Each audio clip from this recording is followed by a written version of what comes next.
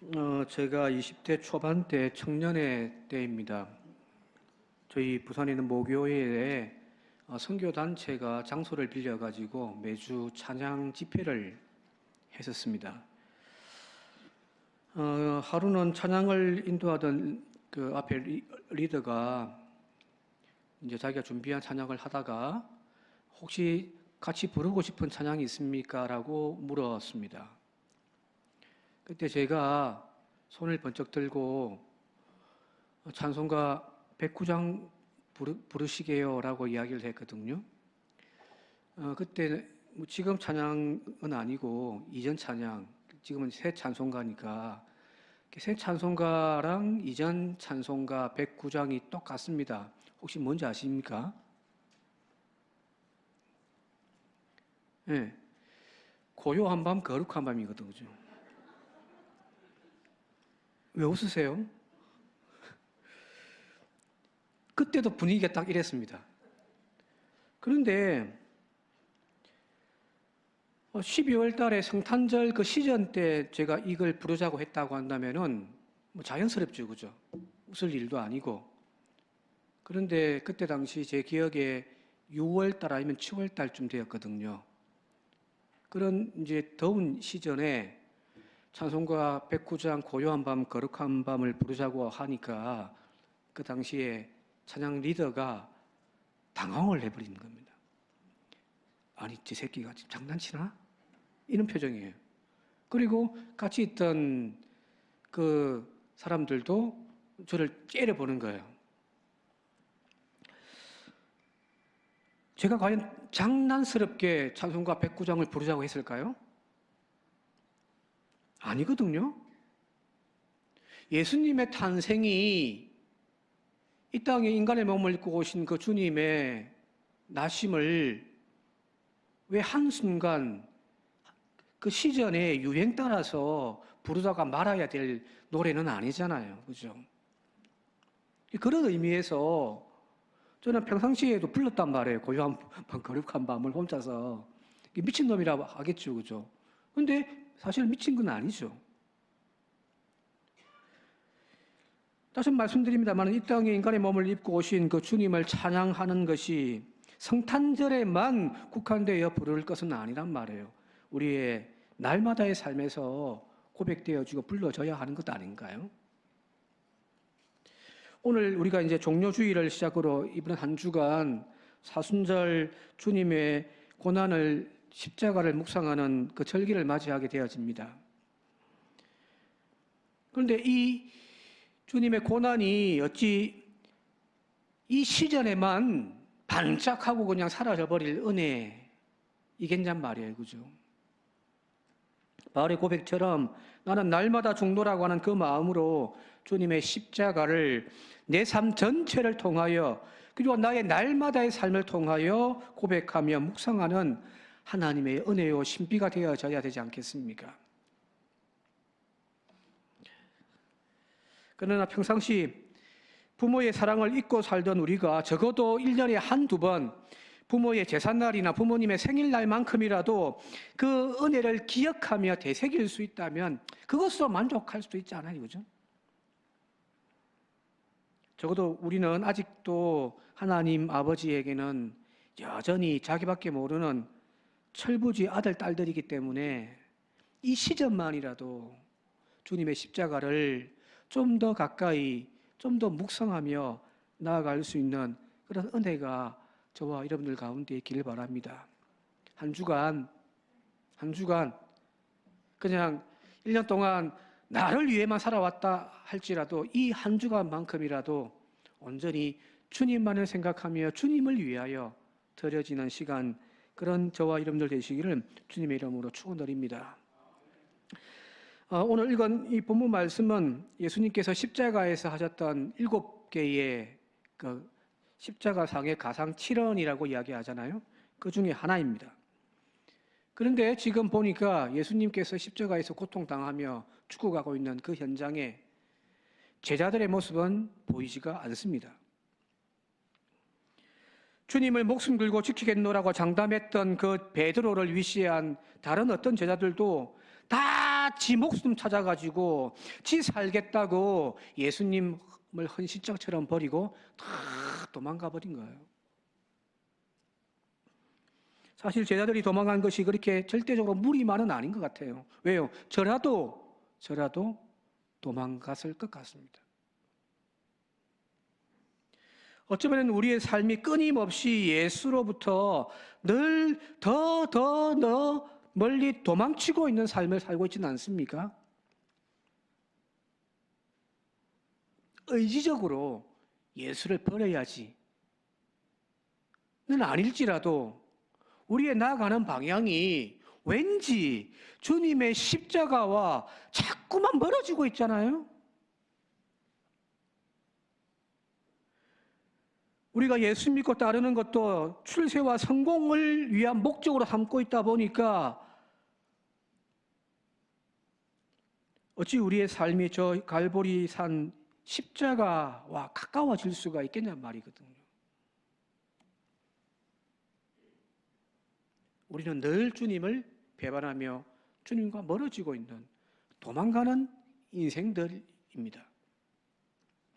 그런데 여기 보니까 놀랍게도 오늘 25절 이하의 말씀 보게 되어지니까 예수님을 버리고 다 도망갔던 사람들만인 줄 알았는데 아니요. 십자가 곁을 지켰던 사람들의 이야기가 오늘 본문 말씀에 소개되어져 있습니다. 25절에 보니까 예수의 십자가 곁에는 그 어머니와 또 그 어머니의 자매 이모와 글로바의 아내 마리아와 막달라 마리아가 서 있더라고 되어 있습니다. 4명의 여인들이 예수님의 십자가 곁에 있더라는 겁니다. 그리고 26절 보게 되어지면은 제자들 중에 다 도망간 것은 아니고 한 사람 제자는 거기에 남아 있었는데 성경에 보게 되어지면은 그 이름은 나와 있지는 않습니다. 한 제자가 거기에 남아 있더라는 거예요. 근데 이제 기독교의 전성에 따르면은 그 현장에 남아 있었던 그 한 사람 제자는 오늘 여기 우리가 읽고 있는 요한복음을 쓴 요한이라고 이야기를 합니다. 자, 이 십자가 위에서 지금 고통스럽게 죽어가는 예수님은 지금 뭘 보고 계시냐면 저 십자가 아래에 그 십자가 곁에서 지금 아들을 위하여 펑펑펑 정신을 놓고서 울고 있는 여인, 자신의 어머니를 지금 보고 있는 거거든요. 그러면서 이제 마지막 당부를 그 십자가 곁에 머물리는 어머니와 그 곁에 있는 제자에게 지금 전하고 있습니다. 이게 오늘 본문 말씀이에요. 같이 한번 읽어볼게요. 26절과 27절입니다. 같이 읽겠습니다. 시작. 예수께서 자기의 어머니와 사랑하시는 제자가 곁에 있는 것을 보시고 자기 어머니께 말씀하시되 아들이니이다 하시고 또 그 제자에게 이르시되 보라 내 어머니라. 여기까지. 어쩌면 가장 고통스러운 순간이잖아요. 그죠? 이제 죽음을 앞두고 있기에 마지막이 될 수 있는 유언을 남기는데 그 마지막 유언에서 예수님은 뭐라고 말씀하시냐면은 자, 너희들 나 좀 지켜달라고 내 곁에 좀 머물러 달라고 이야기하고 있지는 않습니다. 우리가 생각하는 것처럼 이 고난 주간 주님의 곁을 지켜야 된다. 주님의 십자가 옆에 나가야 된다. 우리 그렇게 생각하지만 예수님은 조금 달라요. 너희들이 한시라도 깨어서 나와 함께 할 수 없더냐라고 불평하지 않습니다. 다 도망갔지만 베드로 어디 갔냐고 이야기하고 있지 않습니다. 사실 복음서에 등장하는 예수님은 이 땅을 떠나기 직전에 자신을 따랐던 제자들에게 자신을 위하여 기념비를 세우라 한다든지 자신과 연관되어져 있는 장소들, 그런 기념문들 남겨가지고 대대로 기억하게 해라, 기념하게 해라고 하신 말씀 단 한 구절도 나와 있지 않습니다. 여러분들, 흔히 대통령만 돼도 그죠? 대통령만 돼도 태어났던 집 그대로 보존해서 기념관을 만들잖아요. 그죠? 시내에 가면은 김대중 대통령 생가가 있고요. 거제도 가면은 김영삼 대통령 생가가 장복에 가면 또 있거든요. 네. 그리고 다녀갔던 곳마다 기념비를 세우고 기념 장소를 세운단 말이에요. 그죠? 그게 인간이에요. 그런데 예수님은 단 한 번도 그런 것을 남기라고 제자들에게 부탁한 적이 없습니다. 예수님께서 못 박혀 죽은 십자가를 남겨 우상화하려고 하지도 않았고요. 예수님이 태어났던 집, 자랐던 어린 시절에 그 집을 보존해서 남겨두라고도 하지 않았습니다. 사실 그런 것들을 쫓았던 것은 어리석은 인간들, 우리들인 거죠. 예수님이 마셨던 최후의 만찬의 그 성배를 찾아서 막 하는 영화도 나오고 하잖아요. 또 로마의 어떤 왕비는 예수님이 십자가에 못 박은 그 십자가를 찾아가지고 막 헤매고 다녔다라고 막 한단 말이에요. 그런 거를 찾는다 사람들은. 그죠? 근데 예수님은 그런 건 남기지 않았습니다. 오직 사랑하는 아들, 그것도 자신의 태에서 처음 태어난 그 첫 아들을 죽어가는 모습을 바라보고 있는 그 어머니, 가슴 치며 통곡하고 있는 그 어머니를 그 제자에게 부탁하셨을 뿐입니다. 여기 보면 먼저 그 어머니에게 예수님이 뭐라고 말씀하시냐면, 여자여 보소서 아들입니다. 무슨 말일까요? 여자여 나를 보라는 이야기일까요? 아들 여기 있습니다 이 이야기일까요? 아니에요. 어머니, 지금 당신 옆에 서 있는 그 제자가 어머니의 아들입니다. 그리고 제자를 향하여서 이제부터는 이분이 너의 어머니다라고 이야기를 하신 것이 다예요. 오늘 우리가 읽은 본 말씀의 25절도 26절에도 이 곁에 파라라고 하는 헬라를 사용했는데 이것이 연속적으로 나오거든요. 십자가 곁에, 어머니 곁에. 이것이 그냥 쓰여진 것이 아닌 것처럼 보여진단 말이에요. 여러분들 십자가에 가까이 서 있는다라고 하는 것이 어떤 것입니까? 여러분들에게는 그 십자가가 어디입니까? 교회 나와서 저 이 아래에 엎드려서 눈물 콧물 흘리면 그것이 십자가에 가까이 서는 건가요?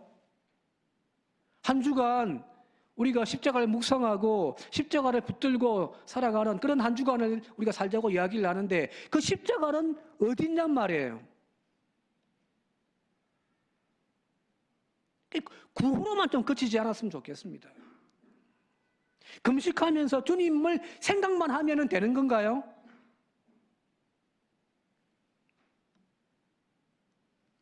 흔히 우리는 하늘로 더 높이 올라가면 올라갈수록 하나님을 우리는 만날 수 있을 거라고 우리는 그렇게 생각을 합니다. 그리고 하나님과 더 가까워질 거라고 우리는 생각을 하죠. 그죠? 그러나 오히려 하늘로만 올라가면은 우리는 하나님을 만날 수 없습니다. 왜 그런가요? 그 하나님은 그 높은 곳에 계신 것이 아니라 가장 낮고 낮은 자리를 찾아 오늘도 내려와 계시기 때문이거든요. 하나님 만나겠다고 교회로만 모이라고 하는 그런 어리석은 소리, 그죠? 물론 있겠지만 고통받는 십자가의 주님 곁을 지키는 것, 그것은 주님이 원하시는 것이 아니었어요. 내 곁에 좀 머물러 달라. 죽어가고 있는 나를 좀 붙들어 달라. 함께 해달라. 주님은 그걸 이야기하지 않았단 말이에요. 오히려 주님은 자기의 십자가 곁을 지켜달라고 하기보다는 저 아래에서 가슴 부둥켜 안고 눈물 흘리고 있는 그 어머니 곁을 좀 지켜달라는 거예요. 고통받는 어머니 곁을 지키는 것, 이것이 십자가 신앙입니다. 믿음은 아파하는 이들, 눈물 흘리고 있는 그 사람들의 곁에 있어주는 것입니다. 잘 나가는 사람 곁에는 사람들이 항상 모이잖아요. 그죠? 모이지 말라고 해도 모이더란 말이에요. 한남동으로, 서초동으로. 뭐 떡고물 하나 좀 떨어질까 싶어가지고, 그죠? 그러나 조금이라도 어려운 사람 곁에 서는 것은 쉬운 것이 아니거든요. 이러한 예수님의 당부는 십자가에만 이루어진 것이 아님을 오늘 우리가 또 알 수 있는 것이, 자, 마태복음 25장 40절 한번 읽어볼게요. 살아생전에 예루살렘에서 하셨던 가르침 중에 같이 한번 읽어보겠습니다. 시작. 내가 진실로 너에게 이르노니 이 지극히 작은 자 하나에게 하지 아니한 것이 곧 내게 하지 아니한 것이니라. 38절에 보면은 이 지극히 작은 자 하나에게 한 것이 곧 나에게 한 것이라고 또 이야기하고 계시거든요. 예수를 영접하고 그분을 곁에서 지키는 것, 그것은 곧 우리 곁에 지금 지극히 작은 자 하나를 보살피는, 그것을 통하여 우리는 주님을 영접함이고 주님의 십자가의 곁에 서는 거란 말이에요. 여러분들, 사람과 가까워질수록 하늘과 가까워진다는 것을 늘 기억하시길 바랍니다. 정말 사람을 깊이 깊이 사랑하면요, 가슴으로 고통을 감내하면서 품는 그 마음을 가질 때 우리는 비로소 하나님의 사랑을 깨닫게 되거든요. 그죠? 자식을 정말 깊이 사랑하면 그 자식 때문에 가슴 아리하면서 진짜 막 눈물을 흘리는 그 아픔을 경험해 볼 때 비로소 우리는 나를 향한 하나님의 사랑의 깊이를 깨닫는 거잖아요. 아니던가요? 왜 주님 사랑해요 라고 우리는 끊임없이 고백하고 찬양도 부르는데 왜 우리의 믿음은 이렇게 자꾸만 형식적으로 되어 가는 거죠? 입술로 주님 사랑합니다, 주님 사랑합니다. 그런데 우리의 가슴은 뛰지 않잖아요. 우리의 입술의 고백과는 다른 삶의 길을 우리가 걸어가고 있는 이유는 뭘까요? 하늘을 향한 사랑은 있는데 아래를 향한 사랑은 없기 때문입니다. 다르게 표현하면 십자가가 없습니다. 정말 하나님을 사랑하기를 원하십니까? 정말 주님의 십자가 곁에 머물며 주님을 온 마음으로 품기를 원하십니까? 그렇다면 지금 내 곁에서 칼에 찔린 듯 가슴을 도려내는 아픔을 품고서 고통의 눈물을 흘리고 있는 이들이 누군지를 한번 찾아보십시오.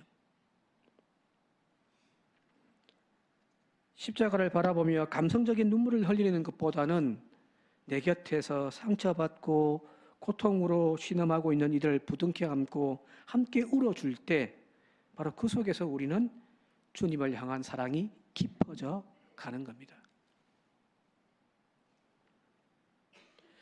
저는 이 오늘 본문에 예수님의 당부의 말씀이 바로 주님의 십자가를 묵상하고 또 주님의 십자가의 곁에 서 있기를 원하는 우리가 되새겨야 할 귀한 말씀이 아닌가 싶습니다. 예수님의 십자가 처형 이후에 이 제자가 예수님의 어머니를 그 마리아를 자기의 집으로 모시고 갔더라고 하면서 27절에는 끝나거든요. 그죠? 여기서 자기의 집이라는 것이 뭘까요? 제자 요한의 집일까요? 물론 그런 의미도 있겠지만은 바로 새로운 공동체라는 거예요. 신앙 공동체, 교회라는 겁니다. 교회를 뜻하는 그 헬라어 중에 하나가 바로 집이라는 뜻도 있거든요. 혈연주의, 가족주의를 십자가에 못 박고 이제는 영적으로 하나의 가족이 되어지는, 남이었던 그 사람이 내 어머니가 되어지고 남이었던 그 아이가 내 아들이 되어지는 것, 그것이 십자가인 겁니다. 저는 최근에 제 가슴에 막 비수로 팍 꽂히는 말을 한마디 들었습니다. 이 나쁜 의미가 아니고요. 저에게 상처 주고 막 하는 그런 나쁜 말이 아니라 저의 영을 깨우는 그런 비수가 한번 꽂힌 적이 있습니다. 몇 주 전인데 이제 이 예배 마치고 식당에 내려가서 이제 공동 식사를 하는데 저희 딸이 이제 섬에 학교를 있다 보니까 학원을 못 다니니까 주말에만 이렇게 학원을 다니는 거예요. 그래서 이제 예배 마치면은 학원을 가야 되는데 밥 먹고 있는데 이 딸 찾아와가지고 학원에 데려달라고 엄마한테 찾아온 거예요. 그때 저 옆에서 식사를 하고 계시던 우리 서철민 장로님이 저희 딸을 딱 보더니 갑자기 아이고 우리 딸 하면서 반겨주는 거예요. 내 딸인데?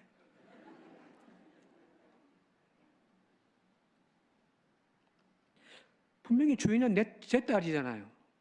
그런데 그 장로님께서 아이고 우리 딸이라고 하시는 그 말씀에 깜짝 놀랐습니다. 사실 그 한마디가 제 비수를 꽂은 거예요. 아이 하나를 모두가 자신의 딸처럼 여겨주는 그 마음이 너무너무 고마웠기 때문입니다. 제 딸을 이뻐해주는 그 마음이 또 고마운 마음도 있지만 또 한편에서는 그 말이 계속 하루 종일 저한테 되씹어지면서 제 스스로에게 제가 막 쿡쿡 찌르는 거예요. 나는 우리 교회 아이들을 내 딸, 내 아들처럼 여겼던가. 부끄럽기도 하고 미안하기도 했습니다. 물론 저는 매일 새벽에 우리 아이들 이름 부르면서 기도합니다. 그런데 그 기도에서 정말 내 자식처럼 여기는 마음으로 함께 진짜 울어주고 걱정하면서 기도했던가. 그래서 빗으로 꽂혀버린 거예요. 사실 알고 보면 목회라고 하는 이 말이 그 가톨릭에서는 그 사제를 뭐라고 이야기하냐면은 갓파더라고 하거든요. 대부라고 이야기를 합니다. 아버지라 부른단 말이에요. 사제를. 이것이 어찌 사제가 저뿐이겠습니까? 여러분들 모두가 다 마찬가지입니다. 우리 교회 학교의 아이들 시우, 은우, 연우, 은솔이, 은찬이, 현우, 주아, 주한이, 승유 다 이름 부르지 않았습니다만은 이 모든 교회 학교 아이들이 다 우리의 딸들이잖아요. 우리 아들들이 되어져야 한단 말이에요. 아이고 저놈의 자식 저거 아무개 딸 올해 또 말썽이라고 하더라 하면서 남일처럼 여기는 것이 아니라 내 딸처럼 아파하고 내 아들처럼 내가 보살피겠다라고 하는 그 마음 없으면요 십자가 곁에 머물러 있는 것이 아닌 거죠. 우리 노쇠하신 어르신들도 마찬가지입니다. 10년을 같이 생활하다 보니까 이제는 옛날 같지가 않습니다. 모두들 힘 빠지고 기억도 가물가물하고 정신도 흐릿흐릿해지는 모습 보면서 참 마음이 아픕니다. 그죠? 그런 어르신들 바라보면서 그분이 남의 아버지가 아니라 내 아버지처럼 여겨지고요. 그죠? 내 어머니처럼 모시고자 하는 그 마음, 그것이 바로 십자가 아래에 있는 신앙 공동체인 겁니다. 그래서 누군가의 부모의 눈물이 내 눈물이 되어지고 내 기도가 되어졌으면 좋겠습니다. 누군가의 가족의 아픔 때문에 힘들어하는 그 고통이 오늘 우리의 고통이 되어지고 우리의 눈물이 되어지며 우리의 기도가 되어질 수 있기를 바랍니다. 거기 십자가 곁에 선다는 겁니다. 제가 이야기하는 것이 아니잖아요. 예수님이 지금 이야기하고 계신 거잖아요. 그죠? 누가복음 23장에 보게 되어지면은 십자가를 지고 올라가시던 골고다를 올라가던 주님께서 쓰러지고 하다 보니까 그 곁에 있던 여인들이 몰려 들어와 가지고 예수님을 위하여 막 눈물로 펑펑 흘리거든요. 그때 예수님이 뭐라고 말씀하셨는지 누가복음 23장 8절을 세번적으로 같이 한번 읽어보도록 할게요. 같이 읽겠습니다. 시작.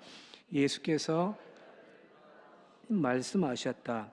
예루살렘의 딸들아, 나를 두고 울지 말고 너희와 너희 자녀를 두고 울어라 하는 겁니다. 십자가에서 하신 말씀과 같은 맥락인 거예요. 나를 두고 울지 말라. 비어있는 십자가 붙잡고 눈물 콧물 흘리면서 감성팔이 하지 말고 지금 네 옆에서 눈물 흘리고 있는 그 사람을 네 어머니처럼 네 자식처럼 여기면서 함께 울어주고 함께 품어주라는 겁니다. 그게 십자가입니다. 정말 우리가 울어야 할 것은 저 빈 십자가 붙잡고 흘리는 눈물이 아닙니다. 아들을 잃은 어미의 그 찢어지는 가슴, 시련 앞에서 매일 밤을 가슴 부둥켜 안고서 눈물 닦고 있는 그 사람들이 우리가 짊어져야 할 십자가이고 우리가 붙잡아야 할 십자가입니다. 주님은 오늘도 그 십자가에서 내려와서 그들과 함께 울고 그들의 눈물을 닦아주고 계시기 때문이거든요. 한 주간, 고난주간을 십자가를 묵상하자라고 우리가 이야기를 하면서 주님과 함께 하는 시간을 가질 것인데 저 비어있는 십자가만 바라보지 마시고 그 아래에서 삶에 버거워서 힘겨워하고 있는 우리의 이웃들, 버겁고 힘겨운 삶 가운데서 주저앉아서 있는 그들이 없는지를 살피고 그들과 함께 기도하고 함께 손잡아 줄 수 있는 그런 한 주간을 보내는 저와 여러분들 되시기를 이 시간 주님의 이름으로 축원드립니다. 함께 기도드리겠습니다. 주님이 계실 곳은 십자가가 아님을 믿습니다. 다시 내려오셔서 아파하고 눈물 흘리는 그곳을 찾아가셔서 우리의 눈물을 닦아주시는 것이 주님임을 믿습니다. 주여, 형식적인 고난만 쫓아가는 저희들 되지 않게 하시고 비어있는 십자가만 바라보면서 감성으로의 눈물만 흘리는 저희들 되지 않게 하옵소서. 진짜 주님 만나기 위하여 주여 오늘도 우리 곁에서 아파하는 이들, 눈물 흘리는 이들이 누군지를 돌아볼 수 있는 사랑의 관심 가지고 한 주간 살게 하시고 그들과 함께 눈물 흘리며 기도할 수 있는 우리의 한 주간의 삶이 되게 하옵소서. 예수님 이름으로 간절히 기도드리옵나이다. 아멘.